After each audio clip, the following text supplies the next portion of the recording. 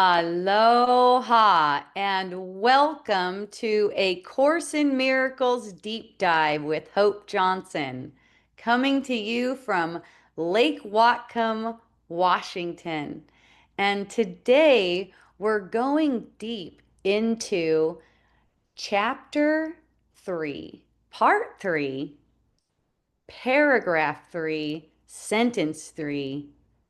And we're going to continue on from there. That's in the complete and annotated edition of A Course in Miracles, page 112.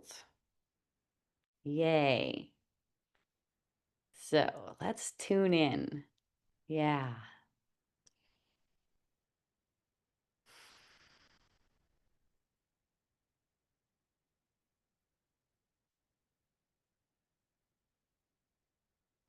Thank you, Jesus, for remaining in our mind constantly and always showing us with a brotherly love how we can do everything in remembrance of you with miracle mindedness. Thank you. Thank you to all of our brothers and sisters, everyone, whether they seem to be on this path or not. Thank you to those of us joining together to see past the illusion. Thank you, everyone.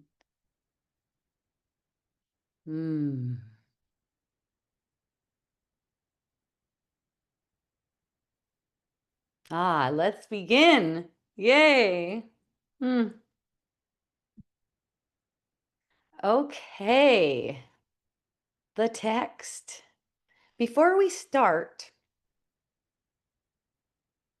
with sentence 3 of paragraph 3 of section 3 of chapter 3, let's review where we are to get us up to speed. So last week, we were looking at how this one interpretation, which Jesus called misinterpretation, inverted everything. That has to do with the crucifixion. When that's seen through the ego's lens, when the crucifixion is seen through the ego's lens, there's this story about God permitting suffering and even rewarding suffering. See, and what Jesus was pointing to is once that idea is accepted, even when it's subtly accepted, fear of God, this terrible fear of God, is automatically accepted. It's maybe subtly accepted, but that's what's accepted in the mind when this story about God permitting suffering is accepted. Now, it manifests as this bitter fear of God. Because now, how could God even be experienced as love once he's been made into something like that? Once God is a source of your potential punishment, as if your punishment somehow helps something, that thought becomes a source of this bitter fear.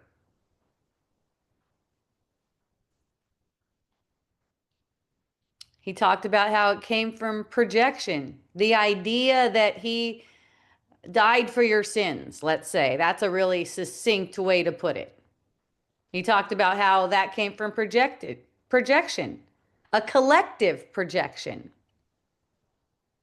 where the mind took its own belief in guilt and suffering and placed that onto God and then taught it sincerely, right? Lovingly taught it. He's like, just because the devotion is there doesn't mean that they're not mistaken. They can still be mistaken and be sincere and devoted. And that's the way it's been taught. not just for people who were raised in a Christian or Catholic background either, because it's gone through all of society. It's like this is the way society is looking at things as a whole and the way we're taught. That's why Jesus is addressing this stuff. So then it was taught, and people weren't questioning the interpretation. So, this interpretation that God sacrificed his own son to save us all of sin, it got justified. And so the text was pointing out here, Jesus was pointing out through this text that to accept this, you actually have to reverse the entire frame of reference. You have to believe that God thinks in ways that you're learning right here in A Course in Miracles says are unworthy of you. You know, God doesn't tell you to sacrifice. So then the correction for this is not about arguing with error, like arguing with others or anything like that. It's about protecting the truth, not attacking the false, not attacking the error, but refusing to adjust truth in your mind in order to make something false seem acceptable. That thing, again, we're talking about that's false is that God sacrificed his son to save all of us sinners. Okay, that's one succinct way of saying it. So here we are now, and we're going to see the cost now of this reversal when this upside down interpretation is actually interpreted, taken as true and lived this way. Okay, so now we're going to the line in A Course in Miracles, all threes, chapter 3, section 3, paragraph 3, sentence 3. Here's the text.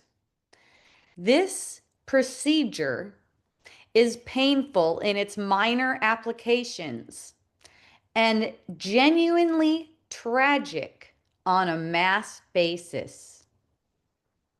So now Jesus is talking about what we have just been describing here. The procedure of turning around the whole frame of reference in order to make something seem acceptable.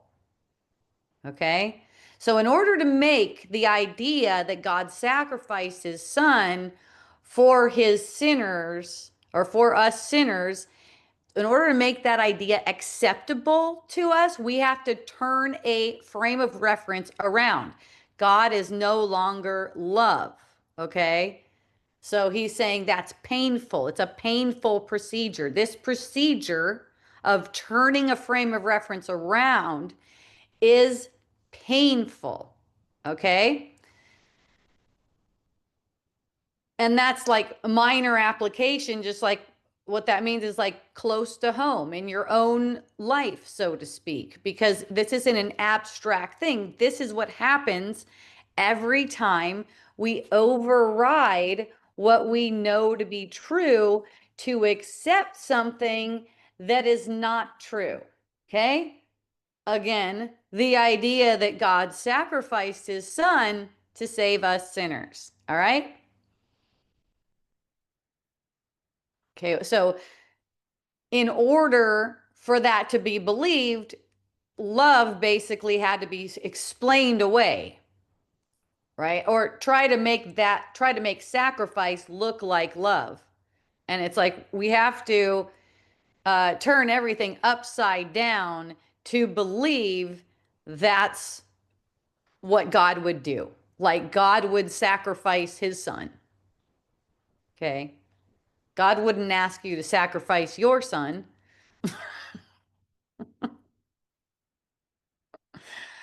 Okay. So it's like trying to make something shitty, murder, seem like it's something good and it's not good, okay? It's a reflection of uh miscreative thought.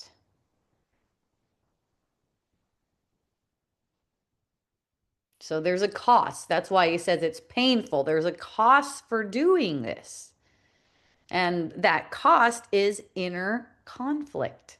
Could feel it as tension, confusion, unease, unworthiness, mental strain, worry.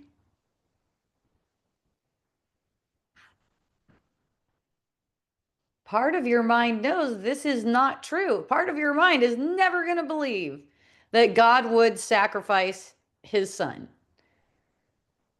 And another part of your mind is trying to make it true anyways, and that's a split that really hurts.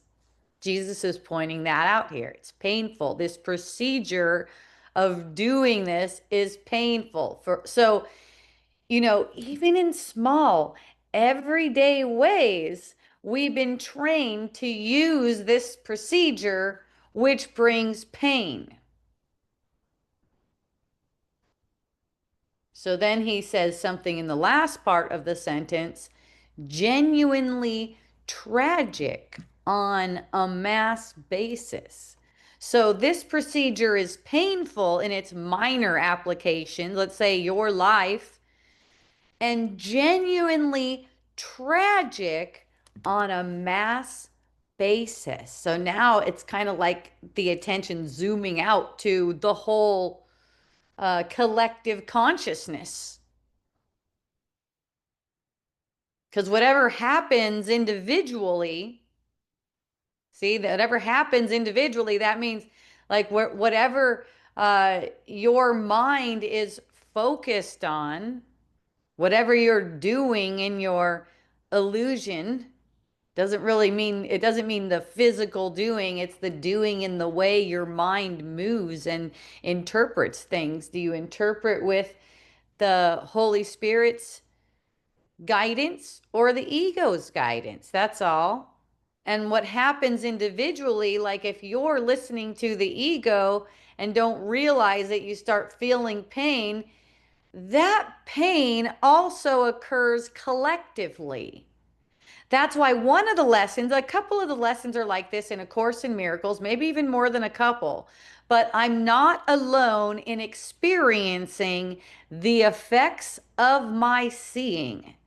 So when I'm getting the perception of unease, dis-ease, I'm not alone in experiencing that. That's why Jesus said earlier on, the only thing you should be in a hurry to do is realize the truth. I don't know if it was earlier on in one of our ACIM deep dives here or where that appeared, but the only thing to be in a hurry about is coming to the truth.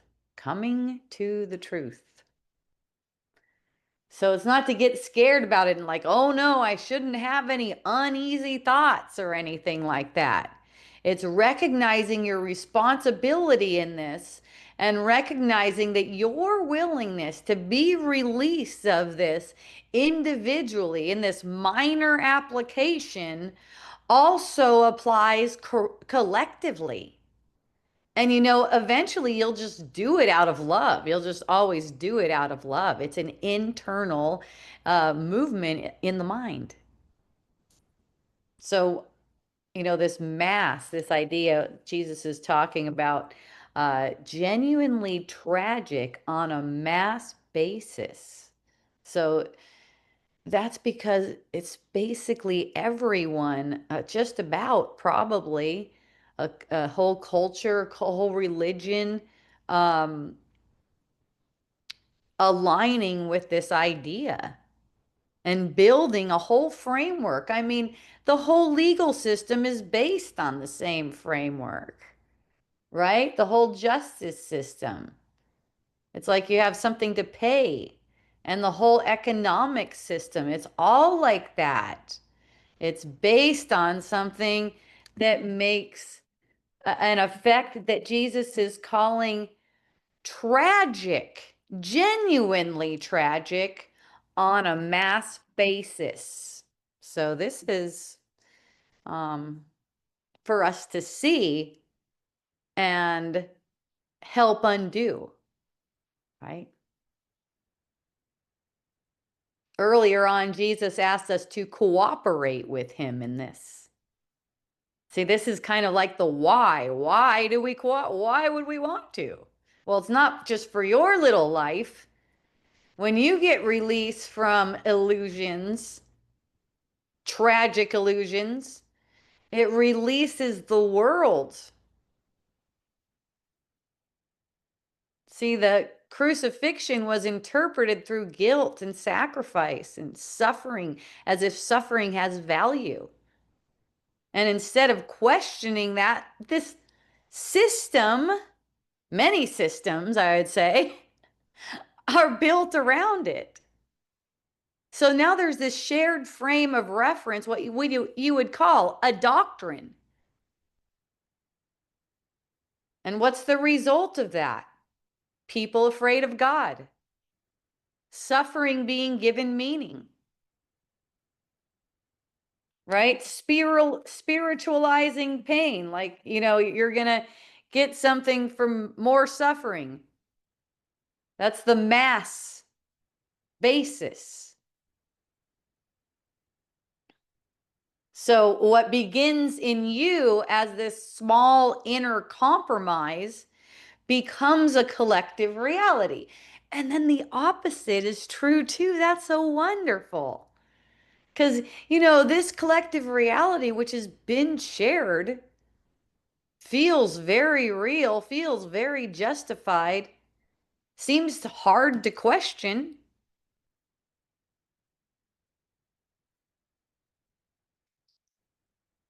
So Jesus is saying this is not harmless. Like, you are doing harm in a way that you don't want to. It's not just a different perspective, it has effects on the mind. These effects are pain, confusion, sickness. Okay? That's why his language is strong, genuinely tragic on a mass basis. When you try to make illusions true, when you try to make it true that punishment is a way to salvation, you don't succeed. And at no time do you succeed. It always leads to your own confusion, conflict, and really suffering. Don't visualize suffering or punishment for anyone. Visualize them as whatever feels really good to you, a beam of light, maybe. See white light coming through their pores, whatever it is that feels really loving and good to you, right? It's the will of God for you to see everyone, including yourself, and everyone is yourself, as holy, pure, innocent, powerful, abundant, wise. Let yourself see people in that way. The ego imagination likes to project images in a disparaging light. You don't have to accept that. You can have images that feel really good to you.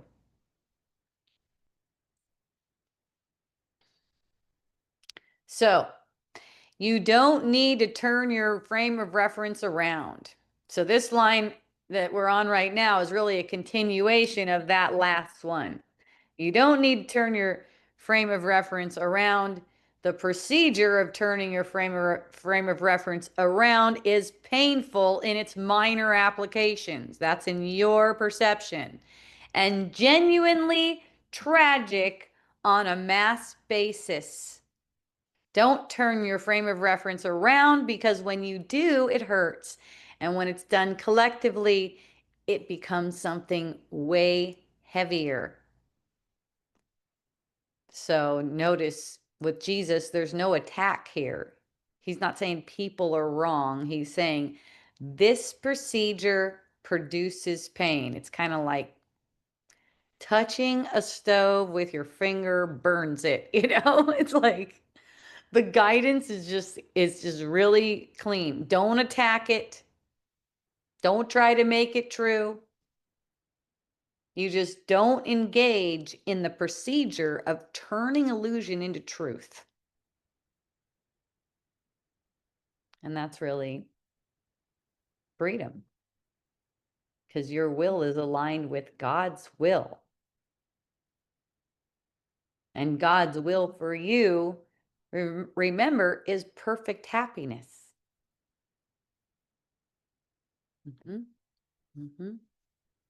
So when you perceive something's wrong, someone's saying something wrong, for instance, watch how your mind moves to jump on it, right? And instead just see, can I just hold this in peace, right? Ah, it allows us to connect a lot, which is really what we all want. Yeah.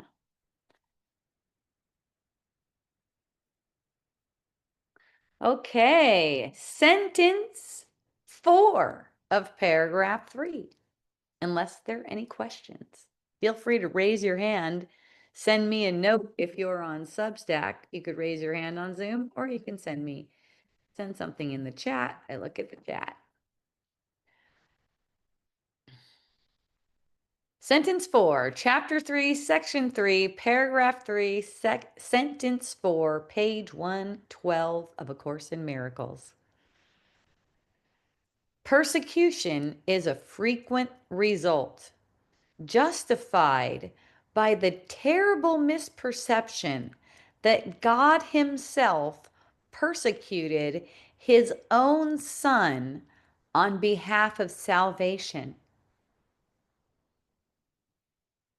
Let's read that one again. There's a footnote too, which I'll get to in a little bit. Persecution is a frequent result. So it's a result of that procedure of turning things upside down, uh, inverting a whole frame of reference. Persecution is the frequent result justified by the terrible misperception that God Himself persecuted His own Son on behalf of salvation. So now Jesus is talking about the outcome. Like, here's what's happening, not just inner conflict, but here's what shows up in the world as a result of turning a whole frame of reference around to believe that God persecuted His own Son. What shows up in the world? Persecution. And just to be clear about what persecution is, it's not just attack. It's attack that believes itself to be righteous. The one wielding the attack believes that it's righteous attack. It believes it's right.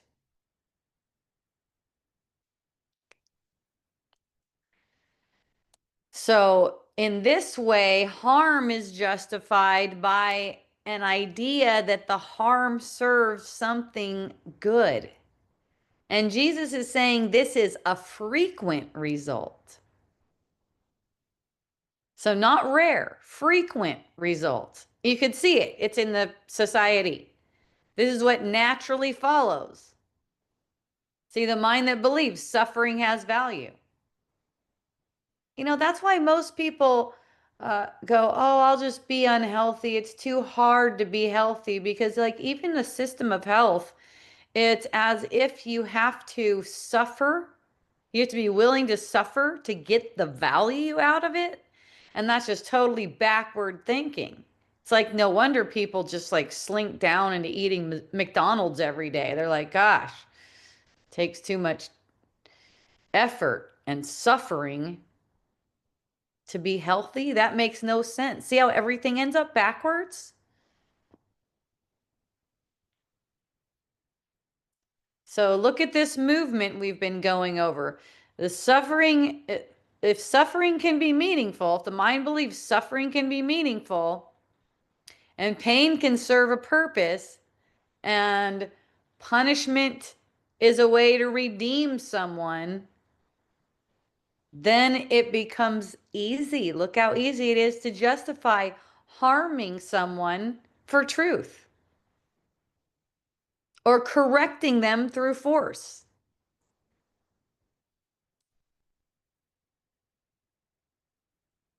Or attacking in the name of something good. Like, look at Christianity with the, what was it called? The Crusades or something like that. Look at what they did in the name of something really good, probably in the name of Jesus.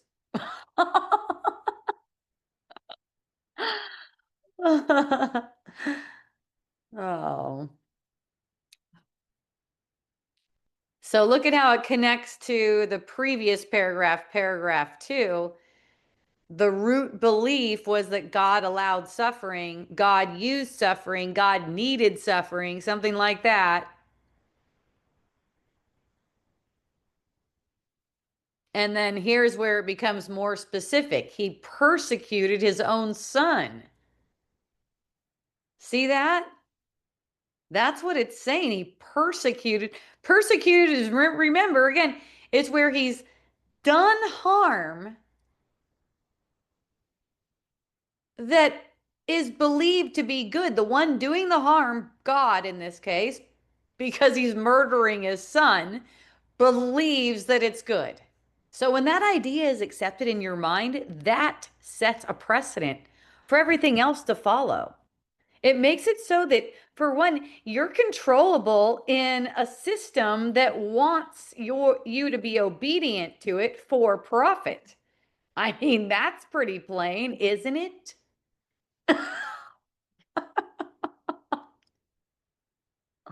This belief says, look, even God uses harm for a higher purpose. So the mind feels like it's justified in doing the same, accepting harm for itself and accepting an idea that harming others is righteous. And this is why Jesus is calling it a terrible misperception. Terrible.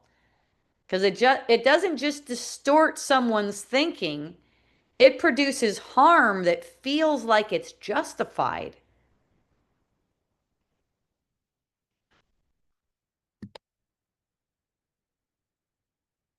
All right, any questions so far? No? All right, we're going to check out the footnote now. Footnote 26.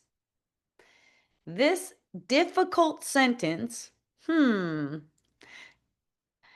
context, means that when a people turns around its whole frame of reference to accommodate the concept that punishment can be redemptive, then persecution, quote, on a mass basis will often result. So this is again from the footnote.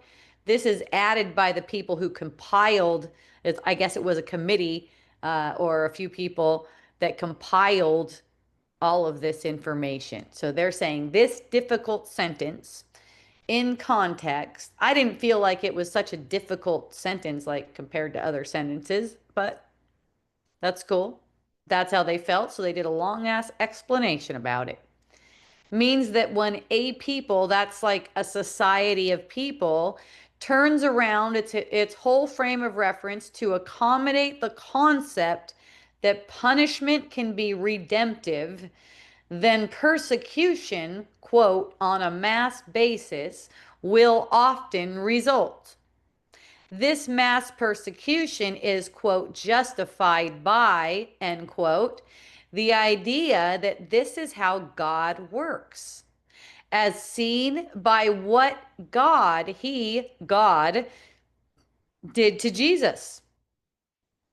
Jesus probably has the Holocaust in mind as an example here. He refers to the Holocaust in chapter 1. That's chapter 1. What is that? Oh, it's Principles of Miracles, miracle principle number 43. and paragraph 8, sentence 1, where he calls it inverted or upside down thinking. That's where he refers to the Holocaust and calls it inverted or upside down thinking and likens it to his own crucifixion. Just as above, he refers to turning, quote, a whole frame of reference around, end quote, to justify mass persecution that he also likens to his crucifixion. So,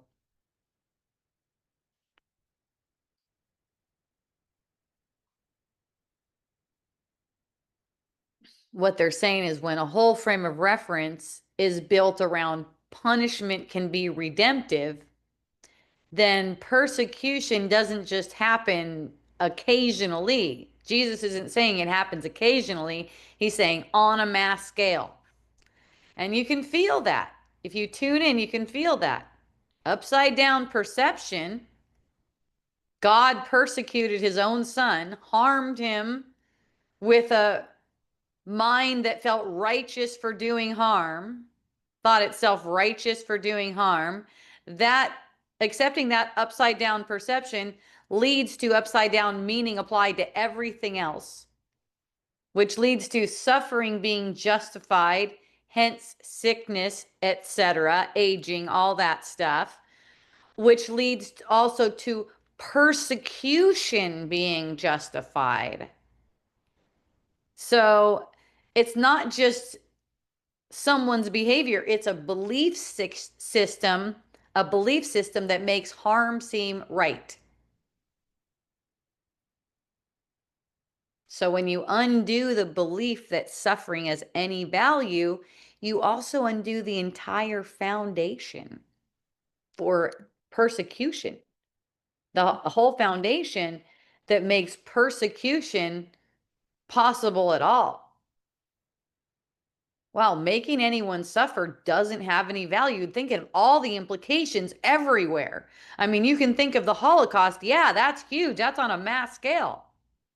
But look at all the little day-to-day ways that it's interpreted. Things are interpreted through a lens like suffering as value. And again, remember, you don't attack illusions. You just don't try to make them true. You stay aligned with the truth, right? The truth is God is love. You're not going to change that frame of reference. You're not going to invert that frame of reference to make love include punishment, include attack, include righteous attack, persecution. So this is undoing a very structure. This section is undoing a structure that's set up in the mind that's kind of like a framework for how society operates right now. It's undoing that for us. Like we don't have to feed that way of seeing, that way of viewing ourselves and in the world in that diminished light, diminished and diminishing. All right. Yay, everyone.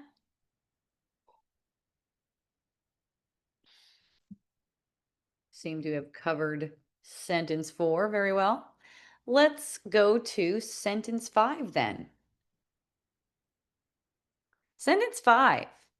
The very words are meaningless.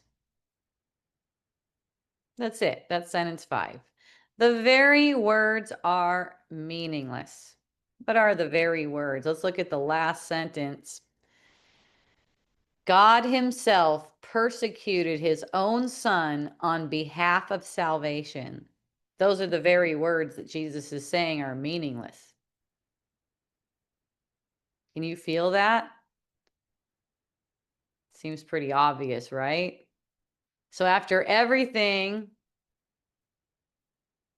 we just reviewed, we just studied, the misperception, the justification of suffering, the idea God persecuted his own son. Now Jesus is just showing you how he doesn't argue with it. He just goes, the words are meaningless. He's not trying to reinterpret the words or anything. He just, those words are meaningless. And that's, that's a different kind of correction, because up till now he's been showing how the interpretation was formed, how it spread, what it's producing, right? He's been reinterpreting certain things that he said according to the Bible, and what Paul said according to the Bible. Now he's just saying, this doesn't even mean anything. The whole idea, God persecuted his son for salvation, suffering as value, or that pain serves some divine purpose. You don't need to fix it, he's saying. No analyzing. You don't need to analyze anything. It just has no meaning at all.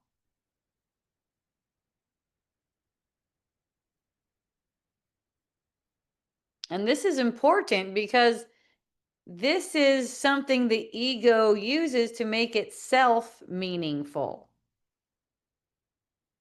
Constantly trying to avoid the persecution that you unconsciously believe you deserve. That's the ego's apparent job, and it's not good at it. It's not even good at that.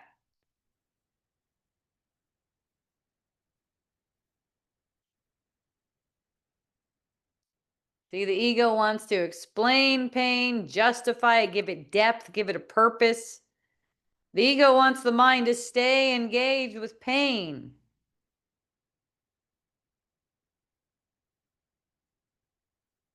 Jesus is just cutting that off. He's saying there's nothing here to understand about it. It's built on a false premise.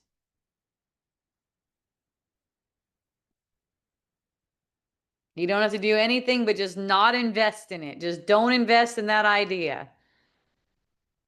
So you don't attack illusion. Don't fight with it. You don't try to make it meaningful. And that's just in your own mind. You don't have to get anyone else to do it.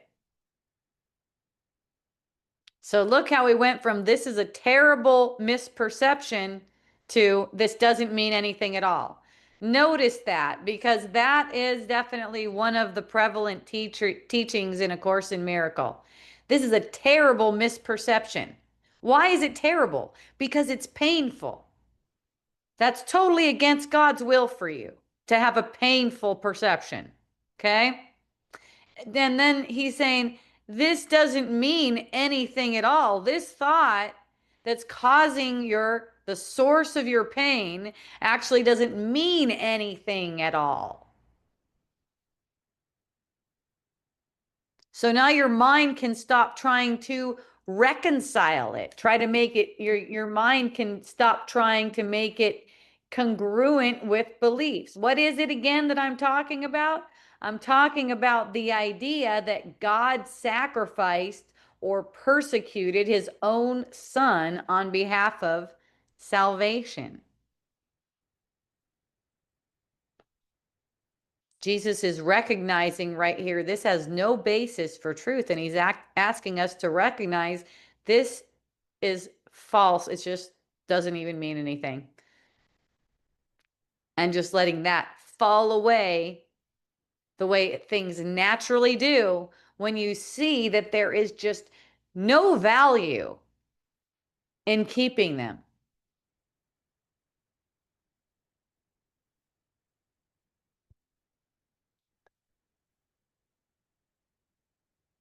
And that concludes paragraph 3.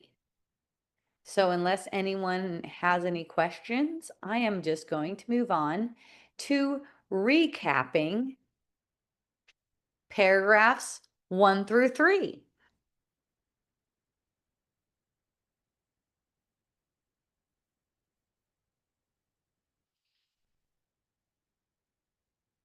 So the atonement for one was not established through crucifixion. It was established through the resurrection.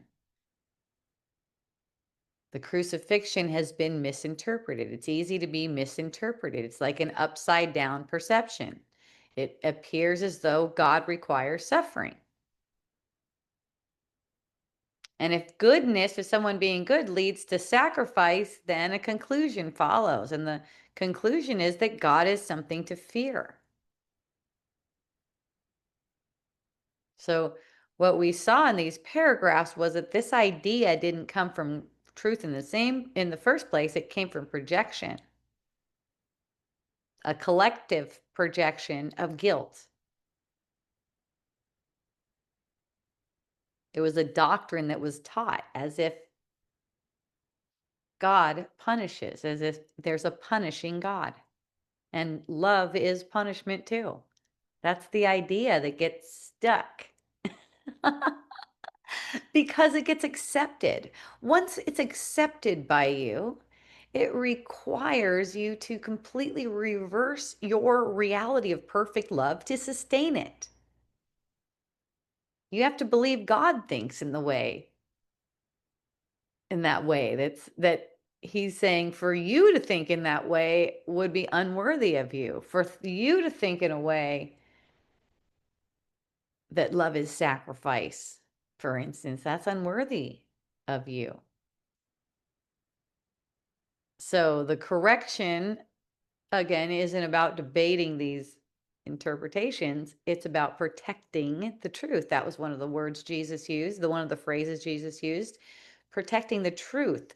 That means not adjusting truth, what's true, to fit into error.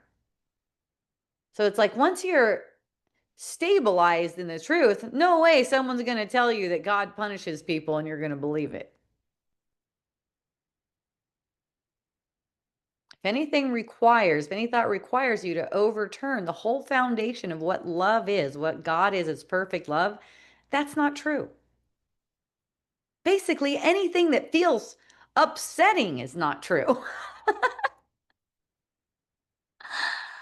All right. So now we're moving on. Paragraph 4 is going to talk more about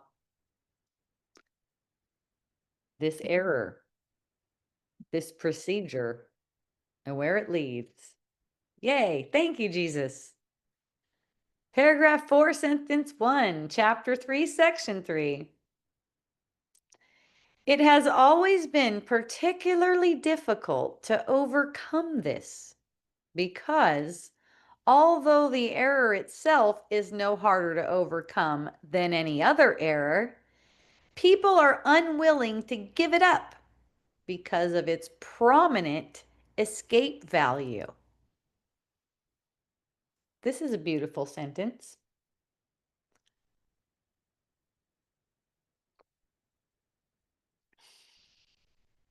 So Jesus is saying here that the difficulty is not the error itself.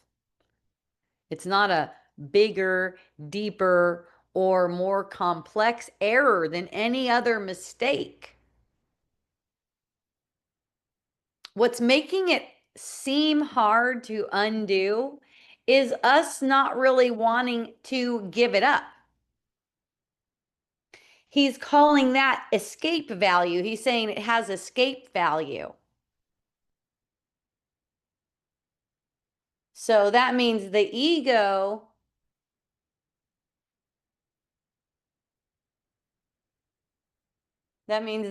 has a way to escape responsibility with this error in place, as if God would require sacrifice of his son.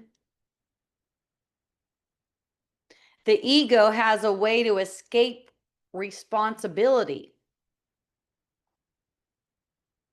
It's a way to justify attack. And we would normally see this as attack, but since there's this underlying belief that God persecutes his own son, it allows us to keep the same kind of behavior going while avoiding awareness of what it really is. So if we believe that God used the suffering of his only son, as some people believe, for a good purpose, then suffering itself becomes meaningful. Suffering becomes our experience. And we can justify making suffering everywhere. Now let's look at what this escape value is like in life. It's very common. It's very subtle. It's very much accepted. One of them is, this is for your own good. Harshness, control, dismissal. This gets framed as if it's caring. This is for your own good. That's kind of, I kind of saw an example of that with the organizers of Flow Fest this past weekend when I saw videos coming up.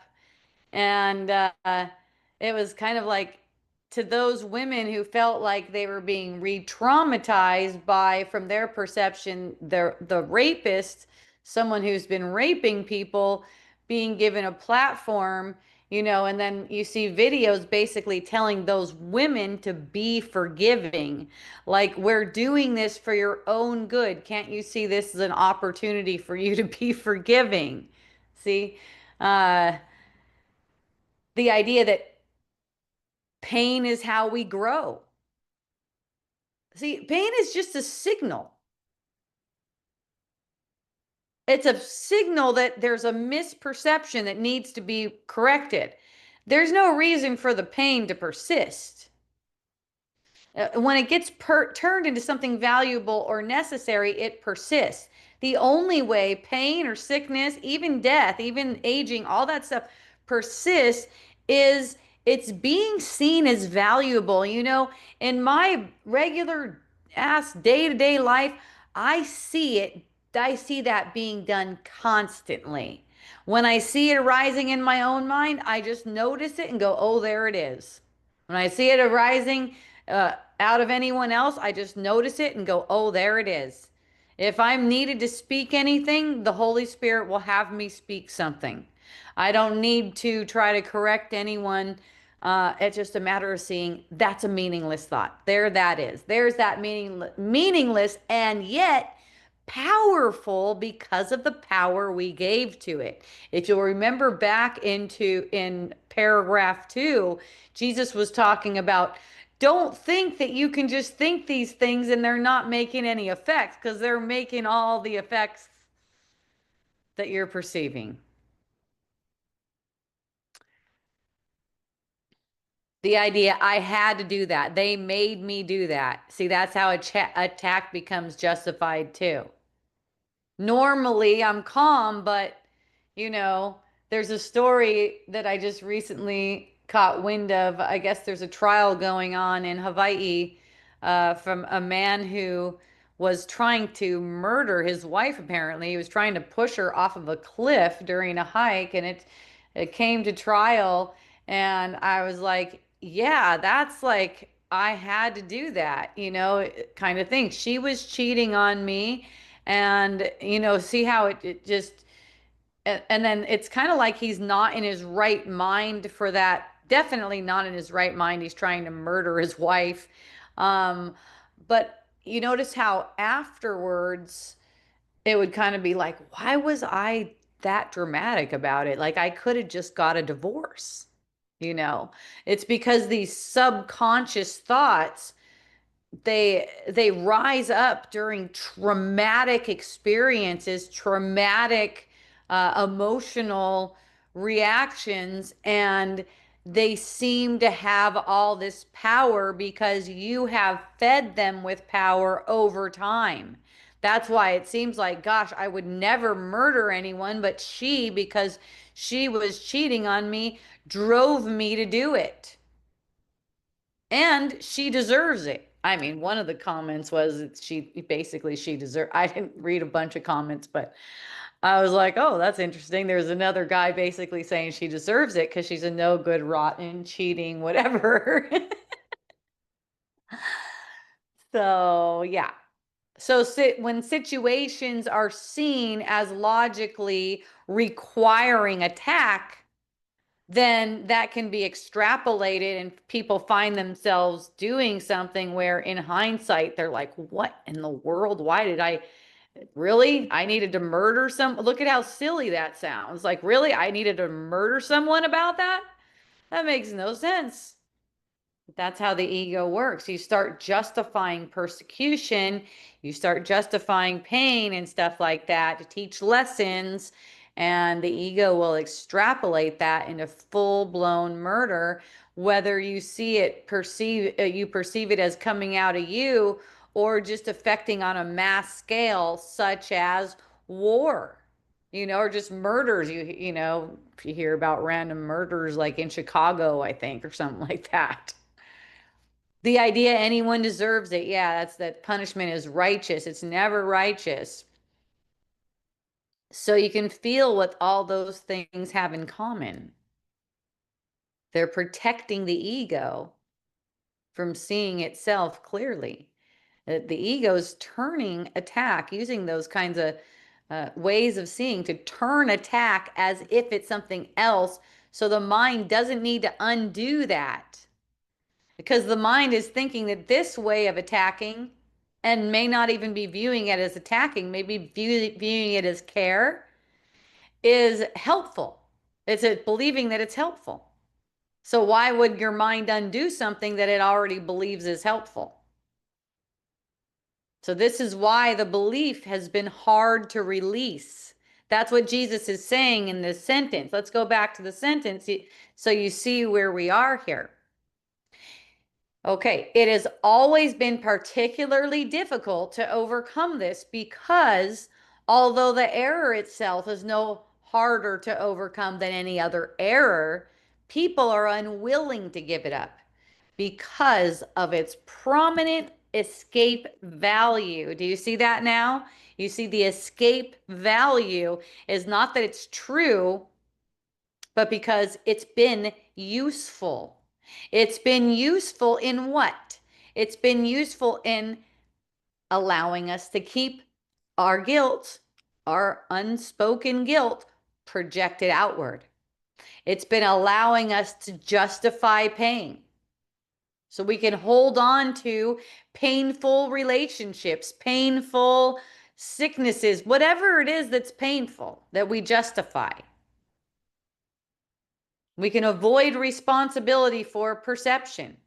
One of my friends told me that she must be on a martyr's path because the person that she feels completely devoted to is whatever he is. I don't know. And I go, well, you don't have to keep that thought.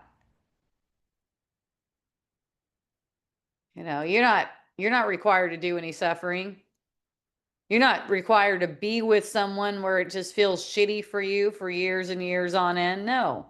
You get to see what feels out of alignment for you, use that as a signal to accept what's true for you, to accept what's true right now. You can have everything that you want, even in perception.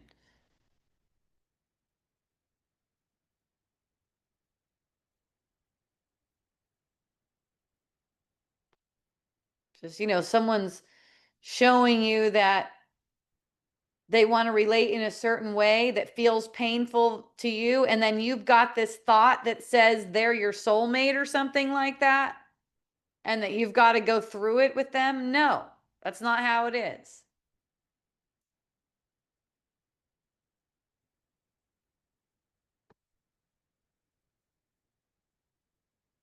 See, once you're unwilling to use the belief that God persecuted his son, you're not going to have a hard time releasing errors that say you need persecution somehow, or you need to go through suffering somehow.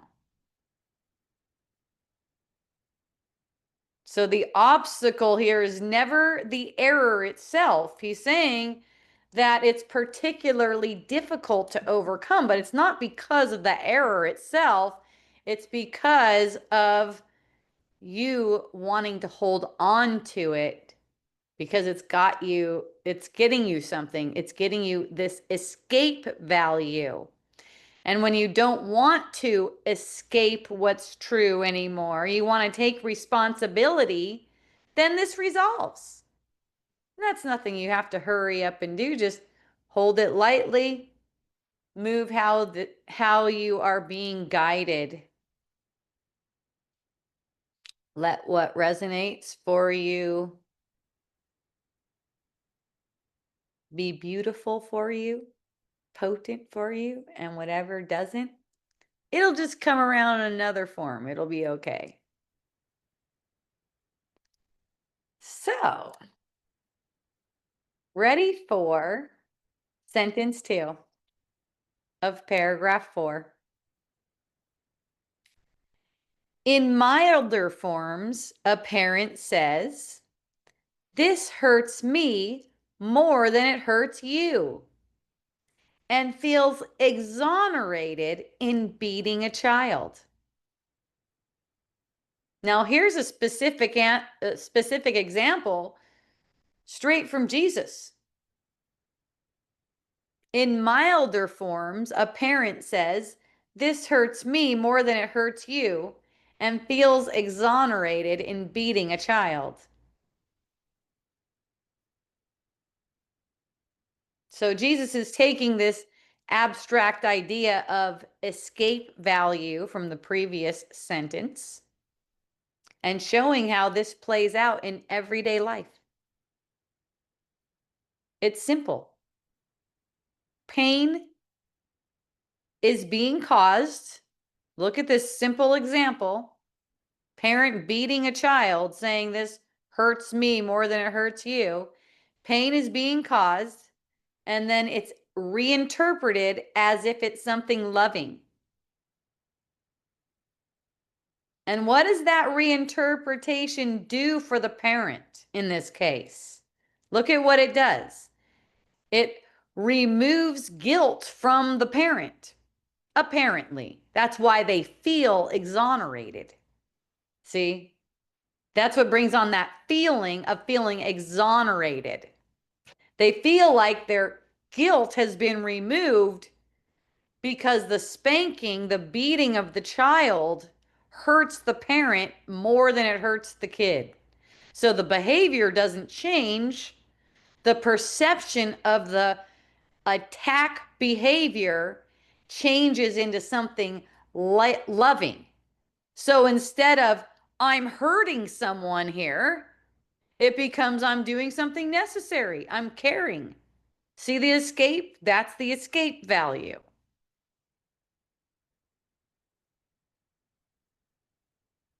So what's really being exposed here isn't really about parenting. It's not like that. It's about a pattern of the mind. This is a way to illustrate a pattern where harm is justified, where someone's discomfort is given meaning. The child, their pain is given meaning. And responsibility on the part of the parent, the one doing the attacking, is bypassed.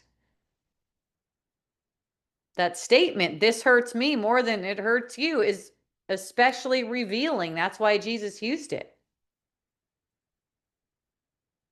It's shifting the focus away from the one experiencing the pain and onto the one causing the pain. It centers the self-image, the parent's self-image, as a doer of something that's caring, while the action itself is harmful. It's hurting a person. See that?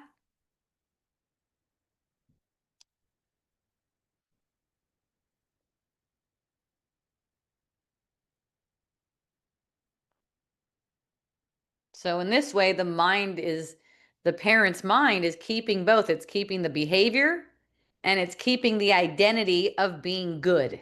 They're doing a good thing.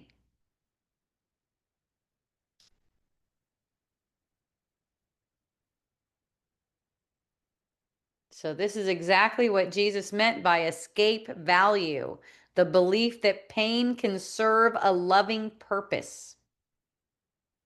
So, it allows the ego to attack without calling that attack. You're beating a child, but it's not considered attack because it's framed as loving. You can control people, can use control, ego control, without calling it that. It's for their own good.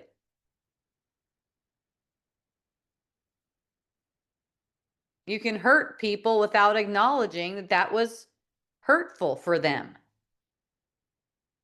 You know, if someone's feeling like they've been harmed or anything like that, it's like, man, just acknowledging within yourself the pain, it's not making it right or wrong, just acknowledging that without trying to make it like they should hurry up and stop feeling hurt.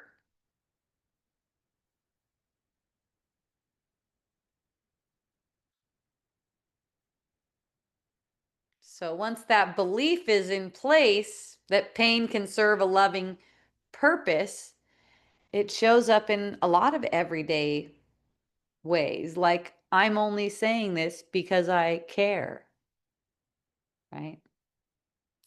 Like, maybe you're saying, I think this is what you should do with your life. Maybe you're saying, out of my uh, fearful mind, I want you to do all this stuff. I'm being hard on you to help you grow. Tough love, no pain, no gain. You know, same structure, different words, same structure. Pain justified as if it's love.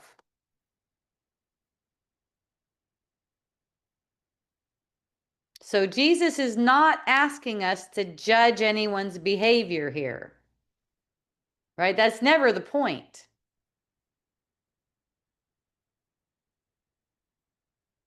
He's asking us to see distortion. You know, a lot of the times, these mirror reflections are showing us distortion just so that we can recognize distortion, not to make anyone wrong. Recognize distortion. That's distortion. It's okay. Once pain has been made meaningful, and now you're having pain in your perception, then it becomes harder to question it not because it has gained any extra power. It's just that now you have more belief invested into it to the point where it's showing you results that you can calculate. And yep, pain is here apparently. But the truth is still the simple: love does not require harm. This does not come from love. The truth does not need pain to be truth. Truth is still the same, still truth through pain, but it does not need pain. So a thought that says otherwise, a thought that says pain and truth go together, it's protecting something else. It's protecting this escape value thought.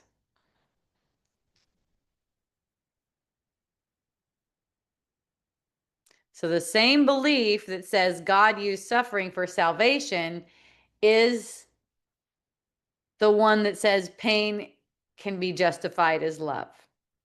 That's a distortion.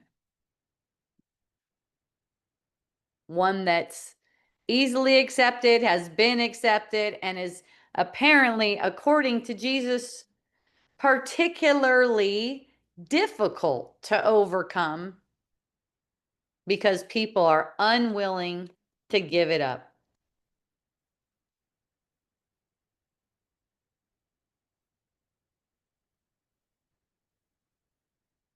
So the sentence here, this hurts me. Oh, In milder forms, a parent says, "This hurts me more than it hurts you," and feels exonerated in beating a child. So, exonerated is they feel free from guilt for doing it. Of course, we want everyone free from guilt. This is just the ego's way of doing free from guilt in a way that keeps harm in place and truly guilt proliferating in the unconscious. Right? That's not the way to be released from guilt. Forgiveness is the way. Yay! And forgiveness that collapses patterns like the ones where you beat your kid or try to kill your wife. And all the milder seeming ones along the way. There's really no, I guess you would say, hierarchy in illusion either. It's like a murderous thought is a murderous thought.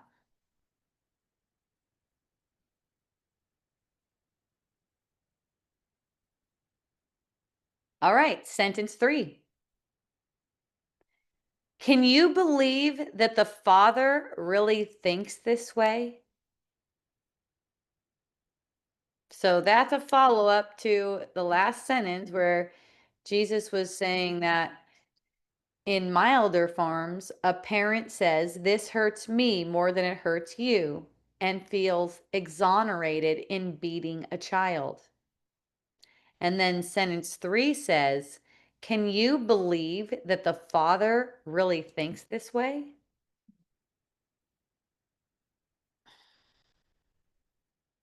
So we've just seen how pain gets justified, how harm gets reframed as love,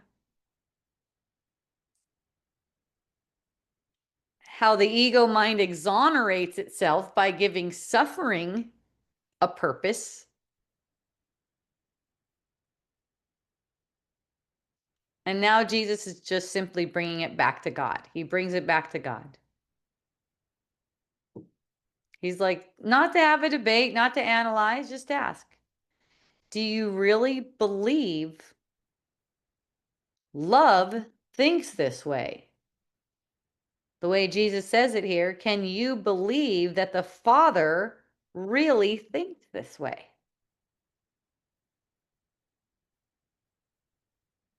So everything we've been talking about depends on this belief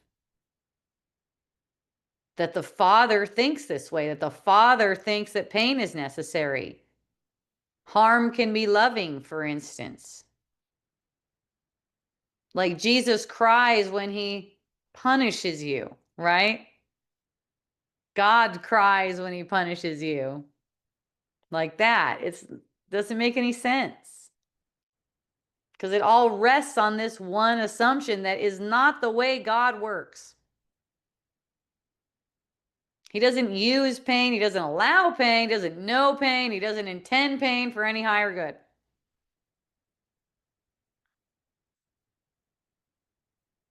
That's inverting a whole frame of reference to make it as if God would persecute.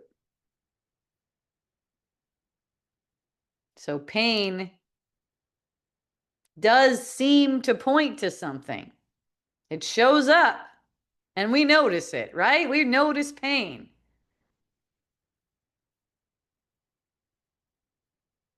And when it's reinterpreted, it reveals a mistaken thought that caused the pain. It can reveal a mistaken thought, or just simply recognizing that the pain is an effective thought may cause the pain to be resolved immediately in your perception. But this is different from saying God sent the pain or God is using it. God, why are you doing this to me? Pain is not a teaching tool. It's just a signal that the mind is believing something untrue. You could say You could say, okay, and then that way it's a teaching tool then. If you want to have it as a teaching tool, if if that resonates for you, it's really a signal though that the mind is believing something true. That's all. The signal doesn't need to keep recurring. See, the ego takes the signal and gives that meaning, says it's here for a reason, this is how you grow, this had to happen, that kind of stuff. It turns your pain into something that's valuable, something that you should keep. You get identified by the pain. But this correction is really simple. Pain isn't even meaningful. Can you believe that the Father really thinks this way? That's the sentence.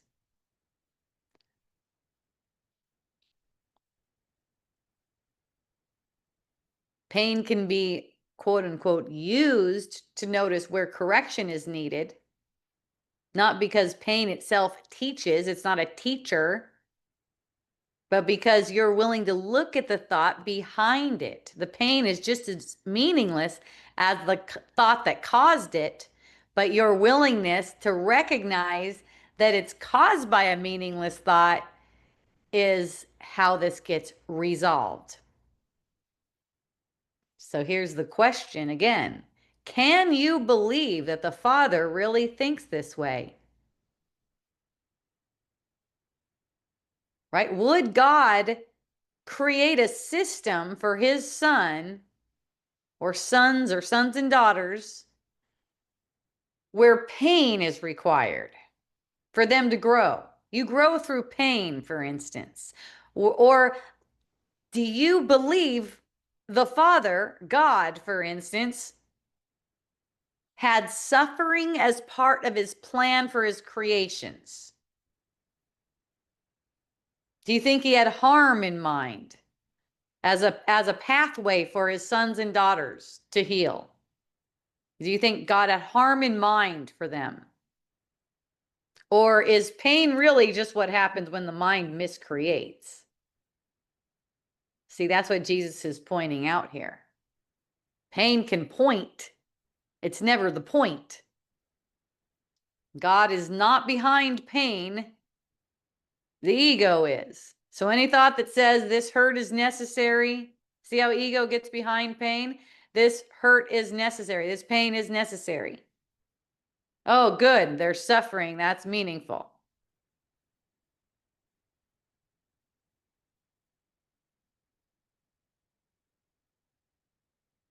So the justification in your mind of all pain is going to fall away when you see this. So be glad about this question. You might sit with this question a little bit later. I don't know. Right? What's the question again? Because some people are just joining. I love you. Can you believe that the Father really thinks this way? Right? And what is that way of thinking once again? The terrible misperception that God himself persecuted his own son on behalf of salvation, from paragraph 3 in the text. So, thank you. I love you. And we're moving on to sentence 4 of paragraph 4. If you're just joining, we're on page 112. Yes, we are. Well, I guess it goes to 113. This sentence ends on 113, so it's at the bottom of 112. And here's the sentence. It is so essential that all such thinking be dispelled. It is so essential. That's why he's spending so much time on this.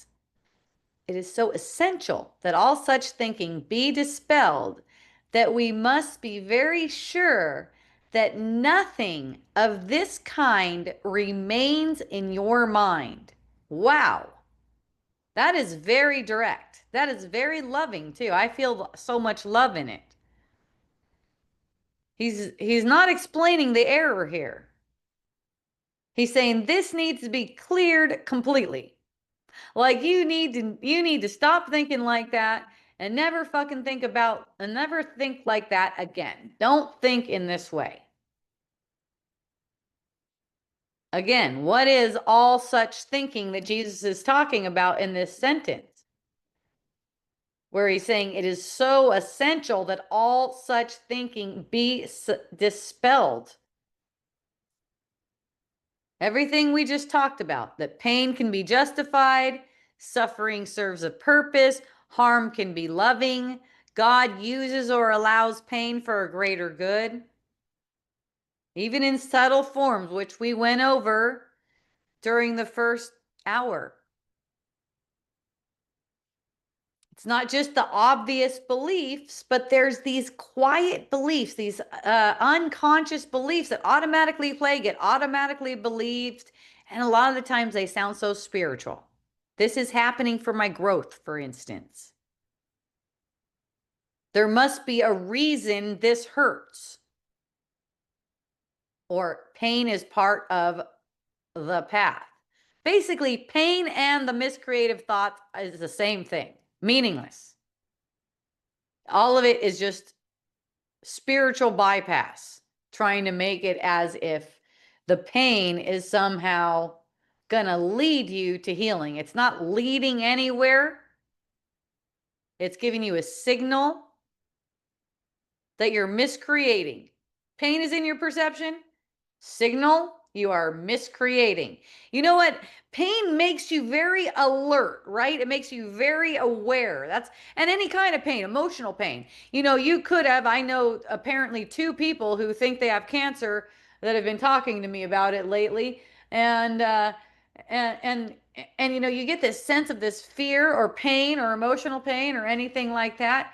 And you're just willing to see that it's being projected by a miscreative thought right now.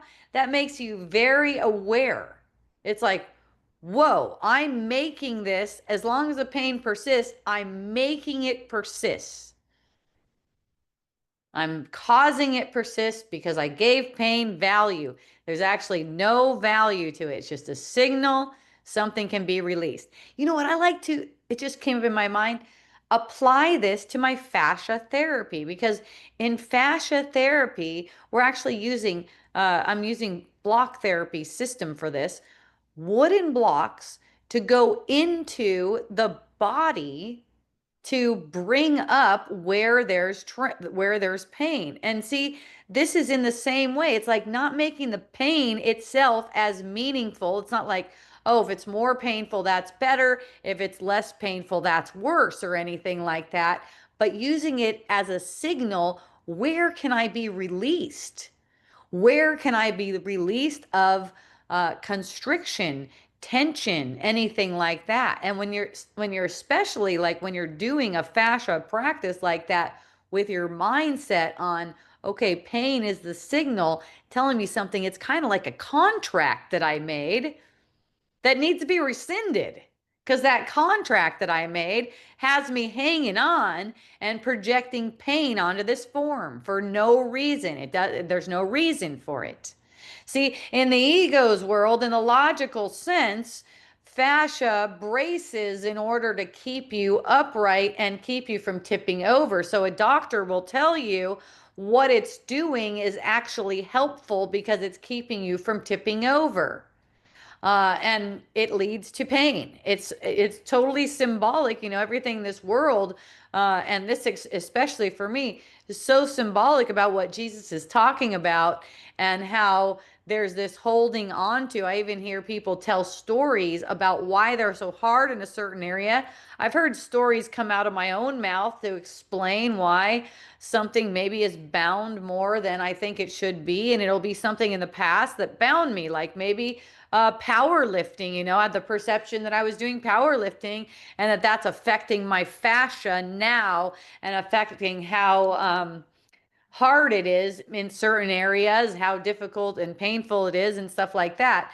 So I can keep a story like that. I get to keep a storyline like that and make the pain itself as if it's something that's valuable. But really, it's a signal. When you see it as a signal, it's a signal showing you there's an underlying, you might say, a miscreative thought. One way I've been seeing it lately is like it's a contract that you made that you need to rescind now. It's an open contract that you can just say, nope, never mind. I decided I don't want to keep that idea. I don't want to keep that idea like I'm a victim and I have pain because the world did something to me or my body is this kind of way. No, I am making all of the pain I'm perceiving. And why am I making the pain that I'm perceiving? Well, it's automatic based on the thoughts that I've been believing to be true. That's projecting a body, that's projecting a pain body, right? It's also a signal to me. So there's really no why in that sense because it's automatically a signal to me that I have believed wrongly and I can accept release. And in accepting that release, I can accept release from pain. See? And that's what I notice in my experience. And even if in my practice, in my fascia release, compression, whatever you call it, practice, melting, feels like melting practice, it's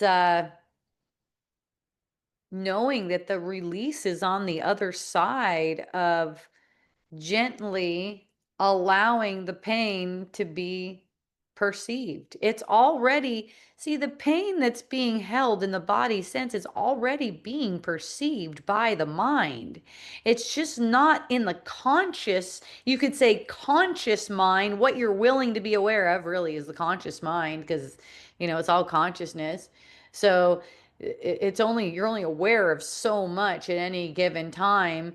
And if you're not aware that none of this stuff needs to be endured, then you're going to automatically find this thought. It's almost like this thought speaks to you or tempts you to believe that your enduring suffering somehow has value. There's no value to it though. It's you're allowed to be released from it. For me, when I'm going into the body sense, I'm finding what is being projected so that it can be released. In my mind, it's kind of like I rescind that contract. Thank goodness. Thank goodness I'm made aware of that tension. I can be released from it now. Because if you believe even slightly that God uses pain or God uses suffering for a reason, allows you to suffer or sees harm, if God sees harm as meaningful in your mind, then fear of God remains. And what Jesus is saying here is we are being asked to be released from fear way quicker than we normally would have at this given time. So if you feel it in your heart to allow yourself to be released from fear, listen to this. He's saying nothing of this kind should remain. He's asking for total clarity, not perfection in your behavior. See, that's always the way the ego is going to frame it. It's like somehow perfection in behavior. This has nothing to do with behavior. This has to do with clarity, purity in your understanding. And look at, if you want to bring behavior in, let's go back to the parent beating the child and saying the thing, right? That parent, if that parent was in purity of understanding, no way would they be beating that child. See, but when you're looking to the behavior and trying to make the behavior right, you just get it more wrong. See that?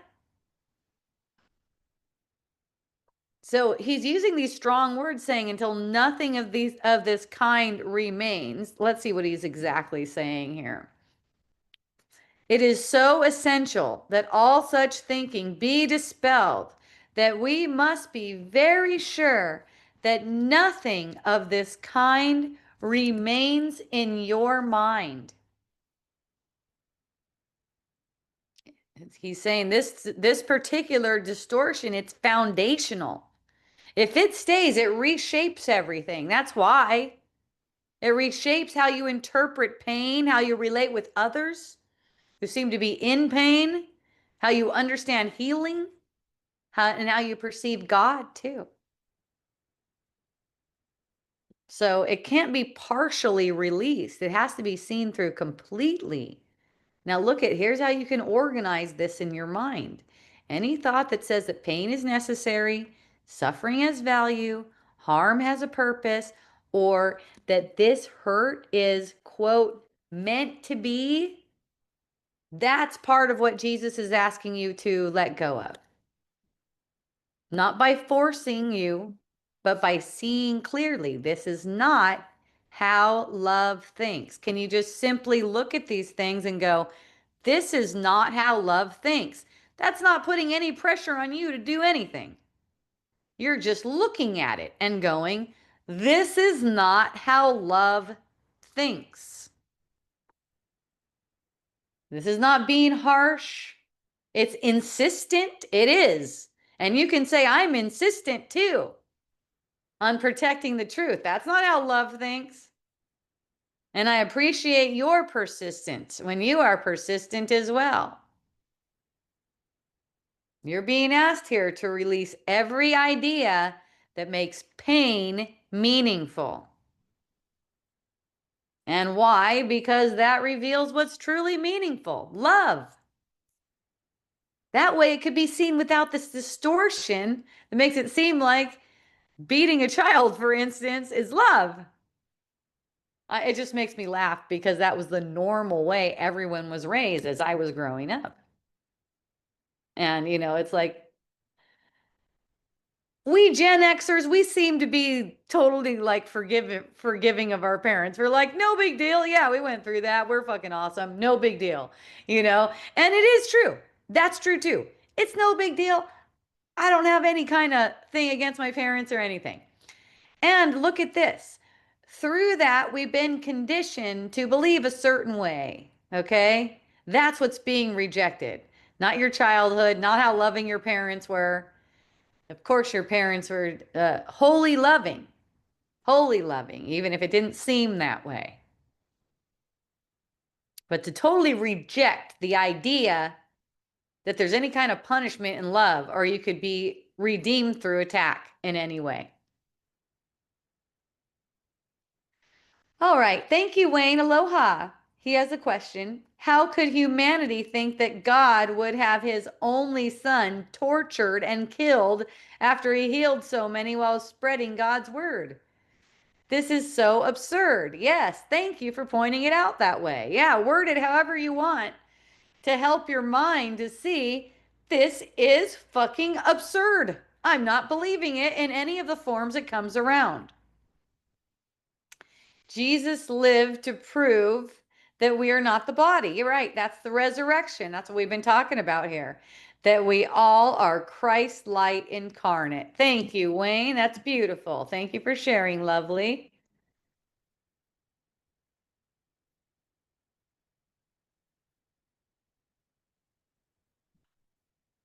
All right. We go on. We now have paragraph 4, sentence 5. One of, I would say, my favorite sentences in all of A Course in Miracles. If I were to pick one of my favorites. Here's the text.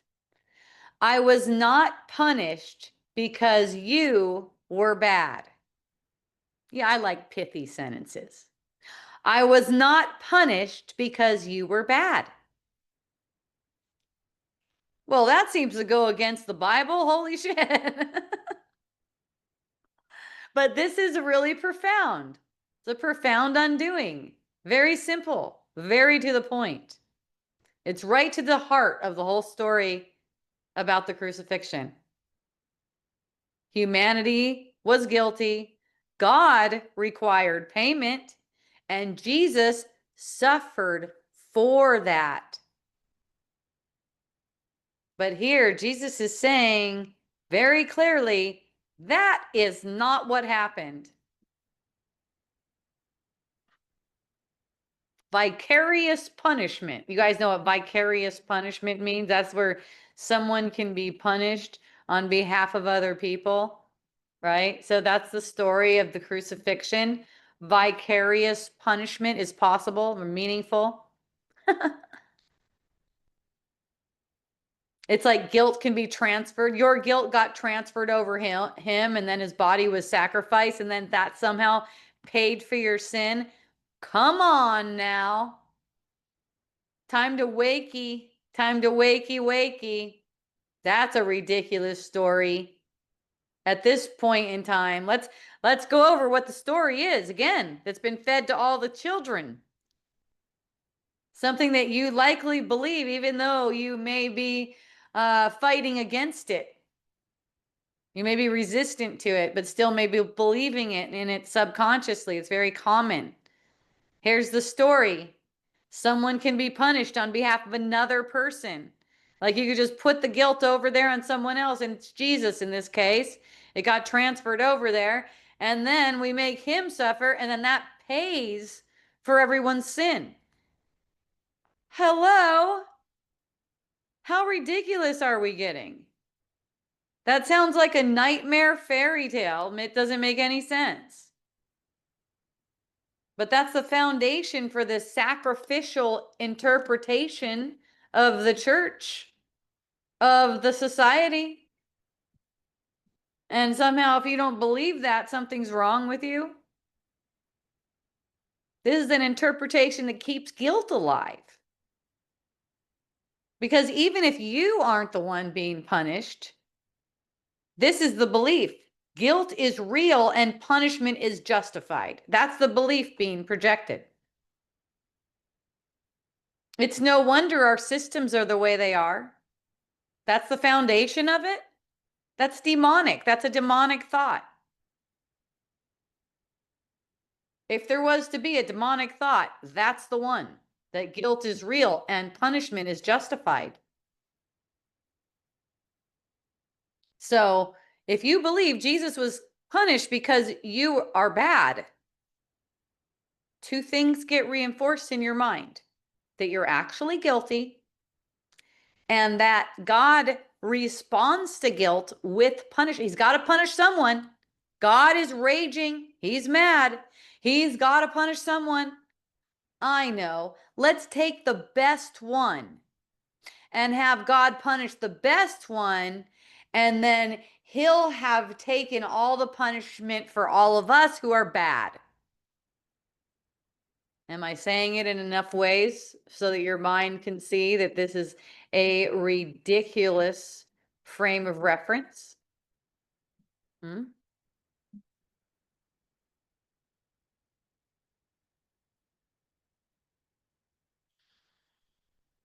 So this system remains intact every time we re-believe that punishment is necessary. Punishment is part of God. God persecutes his son. So what Jesus is revealing here instead, though, is he's saying there was no punishment. Not for you, not for him, not from God. It's just there's no punishment. Because God doesn't punish. That's simple. Number one, God doesn't punish. Also, guilt isn't real. So what could be punished? Also, suffering is not a response to sin. It doesn't help. It doesn't help undo sin. It's not repentance, right? To repent, at least the way I'm using it right now, I don't know what the dictionary definition is like you give up your illusions. You recognize this is a misinterpretation. The crucifixion was not payment for something. We went over about the projections, right? The mass projections, and how the mass projections leads to persecution, right? We just went over that in the last paragraph. So in milder forms, oh no, that's not the persecution part. Persecution is a frequent result justified by the terrible misperception that God himself persecuted his own son on behalf of salvation.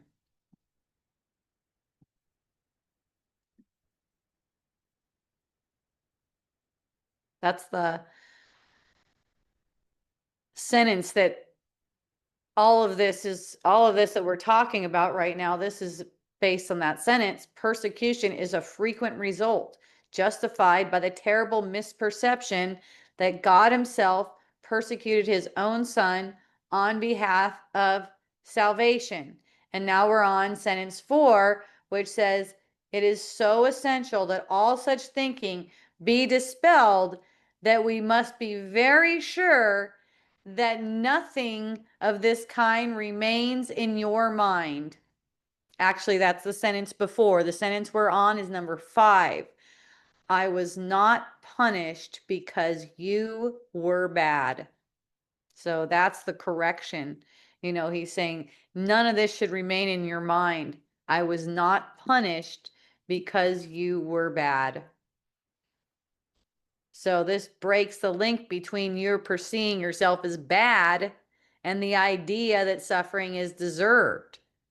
Because this link between your badness and deserving punishment is how the ego keeps it together. I did something wrong, so something bad should happen. Jesus is removing this. So if this is true, you're not guilty, nothing needs to be paid for. God's not waiting to respond to your error with punishment. And this allows fear to collapse. That's the point, right? The point is to help you get released from fear. I was not punished because you were bad means there's no system of divine punishment. Of course, you can't transfer guilt. That's totally meaningless. So you can't have your guilt paid for by another person, and there's nothing to pay. That's the other thing. Love doesn't cost anything. And that which you thought required suffering just never required suffering, really, in reality. Durga. I was thinking of a Rolfing tune-up, but the original Rolfing was quite painful. The work was helpful despite the pain. I believe what is being discussed, and still, how do I go into Rolfing that, or any body work that's known to be painful?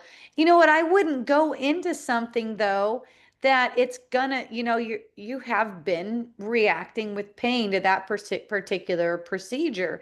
That's why I have referred people a lot of times, even though I'm not an affiliate or anything like that, to block therapy, because that whole program and that whole system teaches a really gentle way to address your fascia in a way that you're going to enjoy. If you get what they're teaching, and of course you could always ask me, come on and ask me or whatever. If you get how the way that it's being taught, for the most part, think of me too when you're doing it, when you're learning it. You do not go any deeper that your calm, relaxed breath allows. That's why I love the practice so much, because it's enjoyable. It's releasing tension. You're only getting the signal of the pain. You're not going through it, so to speak, unless it's enjoyable. See, the interesting thing about the pain is that pain is an interpretation. I've heard it called excitement without the breath. So you might find yourself, oh, wow, it seems like I'm really digging into some pain and I'm really enjoying this, because it's a way of accessing what you need to access to be released from tension. See? And even mentally, because you're mentally holding that pain that you weren't aware of. The block isn't causing the pain. The block is helping you access pain that you're projecting right now that you're not aware of until you bring it up in that way. So you only bring it up in a way that feels nurturing, restorative, If you want something with more intensity, just make sure it's the amount of intensity that feels, let's say, activating to you, whatever resonates with you. This is not a matter of enduring pain. That's actually the wrong way to go. And if you are going for any rolfing or massage or anything that gets into pain, I would recommend asking your practitioner to back off whenever your breath isn't smooth. See? Let that be the signal for you. Once your breath gets choppy or anything, back off. That's actually not helping. When you're not able to get a full and complete breath, what your mind is doing is bracing against the experience. And in that, it's ultimately causing more tension. So the rest of the question here, will your block therapy be without pain? Well, yeah, again, that interpretation, what is pain? Like what I'm looking for something tangible that I could be with the breath. That's what I'm looking for. Um, and in that, it's releasing and relaxing. So, no, I wouldn't say it's painful in the sense people think of painful. It's more like what people might describe as good pain, um, because it's releasing. It's just releasing.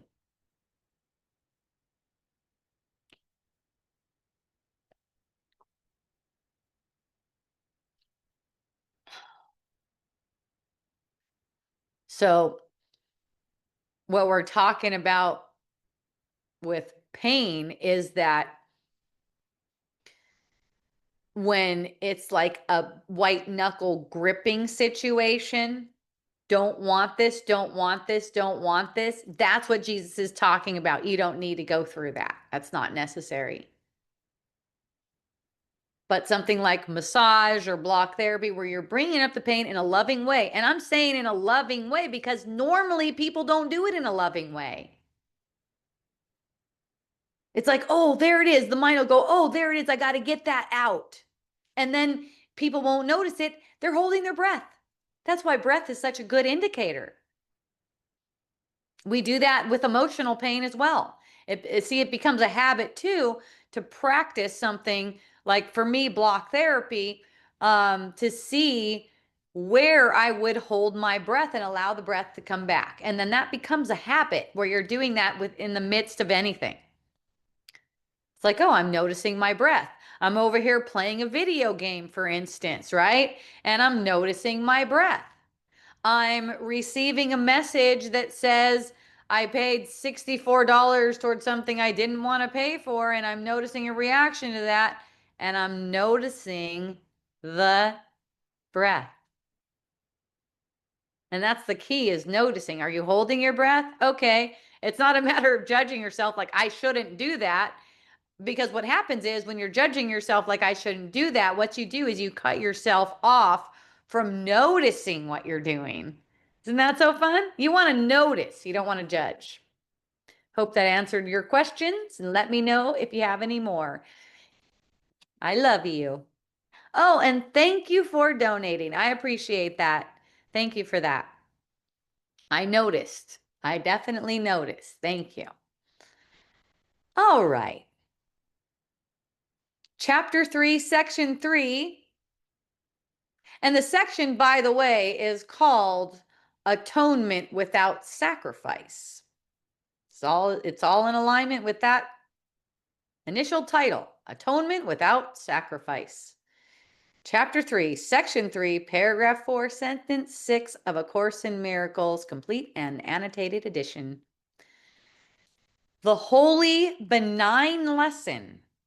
The holy benign lesson which the atonement teaches is wholly lost if it is tainted with this kind of distortion in any form. Remember what the distortion is. We're still on the same distortion. Like God would persecute his own son. Even the slightest hint of this distortion distorts the atonement. completely obscures it, not partially, not just a little. Wholly lost, he said. The holy benign lesson which the atonement teaches is wholly lost if it is tainted with this kind of distortion in any form. The belief, this belief again. What is this distortion? That suffering is meaningful, that punishment is meaningful or real, that guilt can be paid for. A scapegoat. Jesus is painted here as a scapegoat by the religions and by society, as if he took on everyone else's everyone else's guilt and everyone else's deserving what punishment they deserve, and he took it all on in his own body. And now no one has to do it. If any of that remains, even if it's softened, even if it's framed as loving sacrifice, what Jesus did, the message of the atonement is no longer recognized. Jesus is using some absolute words here. Wholly lost. Those are some absolute kind words. How come he is so absolute right here? Okay, here's why. The atonement teaches something radical yet simple. Only innocence is true. So how could that come into it? It really makes no sense, does it? There really is no guilt. There really is no justification for punishment at all. There's no cost required for love. The whole thing, the atonement, is teaching one thing. Only innocence is true. Only innocence is true. So if you add back in even a trace, Jesus is calling it tainted by something that says suffering had a purpose, someone had to pay. What you're doing is reintroducing the same error. You're wholly distorting the atonement and the resurrection. And this is what the resurrection came to undo, the same error. The resurrection is to undo this error. This idea that there is something to pay for. Someone's sin. There's something to pay for. Okay, let's look at this other key word in this sentence, because Jesus also says wholly benign. Okay, what does this mean? What does he mean by wholly benign? This is completely harmless. All right, let's look at what is wholly benign again. The wholly benign lesson which the atonement teaches is wholly lost. What does the atonement teach? There's only innocence. If it is tainted with this kind of distortion about God persecuting his son. So he's saying it's wholly benign. It's without attack. It's without punishment. It's without sacrifice. He's saying the atonement is not neutral. It's purely gentle.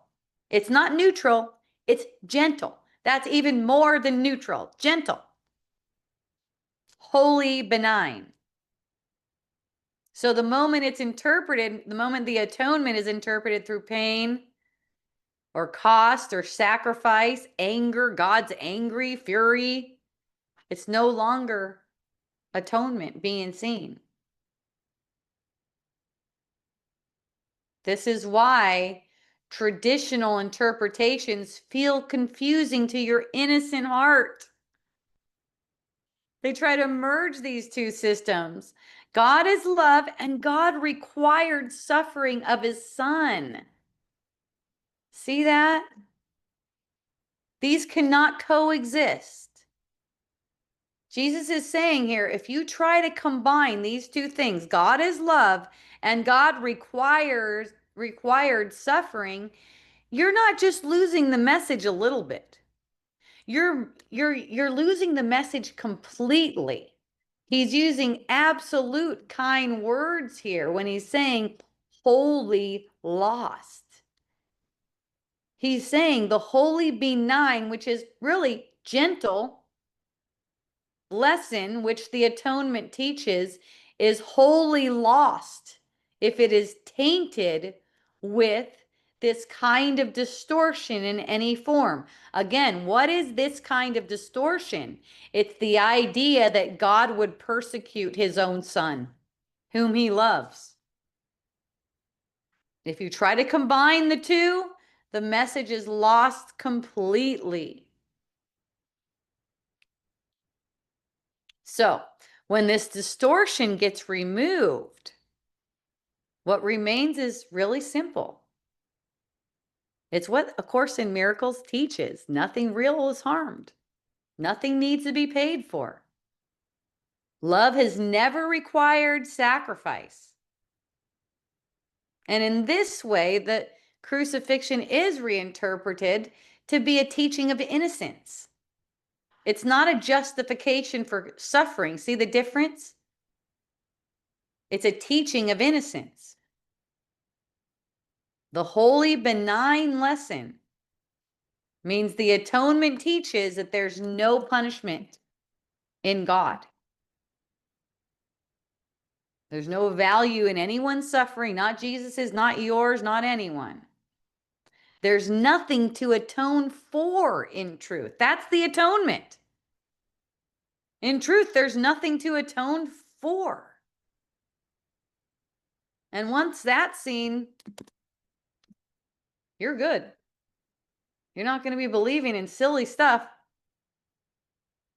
Fairy tales for adults, that there's a God that wants to punish for your sins, and he sent his best son, his favorite son, or something like that, to die for your sins.